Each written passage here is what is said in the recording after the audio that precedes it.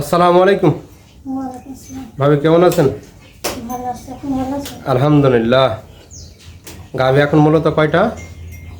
একটা। একটা। আর তো সাথে ষাঁড় পুষছেন। জি, আহ, দুটা সার আছে।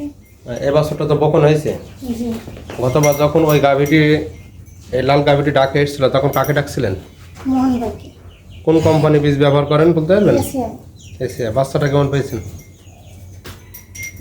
বাচ্চাটা ভালোই পেয়েছে একটা, আর ওই আসসালামু আলাইকুম প্রিয় খামারি ভাই ও বোনেরা, আশা করছি সকলেই ভালো আছেন।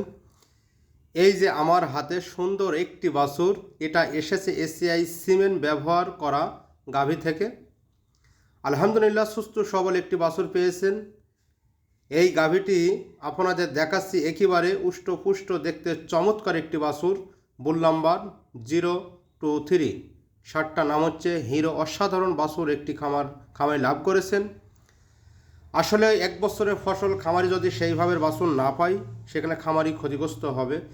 তো গাভীটিকে আলাদা রেখেছে, দেখতে অসাধারণ। আসলে একই জায়গায় গাভী এবং ষাঁড় একত্রে রাখা উচিত না, এই জন্য উনি সেপারেট রাখছে। এটা আমার খুবই ভালো লাগছে, এটাই নিয়ম।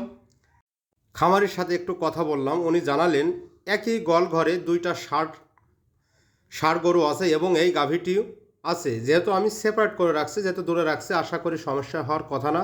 আসলে এটাই কিন্তু নিয়ম, এটাই কিন্তু বাস্তব। একই গোয়াল ঘরে ষাঁড় এবং গাভী পালন করা, এখানে কিন্তু বারবার রিপিট ব্রিডিং হতে পারে, যে প্রজনন করা হচ্ছে, প্রজনন রাখতেছে না, এটা কিন্তু একটি বড় একটি দিক। তো যে বাছুরটি দেখতে পাচ্ছেন, এই বকনা বাছুরটি, এই বকনা হয়েছে এসিআই সিমেন্টের 23 নাম্বার বুলের হিরো সিমেন্ট। অসাধারণ একটি বাচ্চা লাভ করেছে। তা আমি বললাম যে গাভী যেহেতু আপনাদের একটা, আর এই বকনা বাছুরটিকে আপনারা অবশ্যই গাভীতর করবেন, এতে করে আপনার দুইটা গাভী হবে এবং এতে করে আপনি তাড়াতাড়ি খামারির উন্নয়ন ধরে রাখতে পারবেন। তো আমার সবচেয়ে ভালো লাগছে, অসাধারণ আমাদের কাছে সত্যি অসাধারণ লেগেছে। আপনাদের কাছে লাগবে যে একই খামারে একই সাথে গরু, বাছুর এবং মুরগি পালন অসাধারণ সুন্দরভাবে এগিয়ে যাচ্ছে এই খামারি। আপনারা চাইলে এভাবে মিশ্রিতভাবে খামার তৈরি করে লাভ করতে পারেন।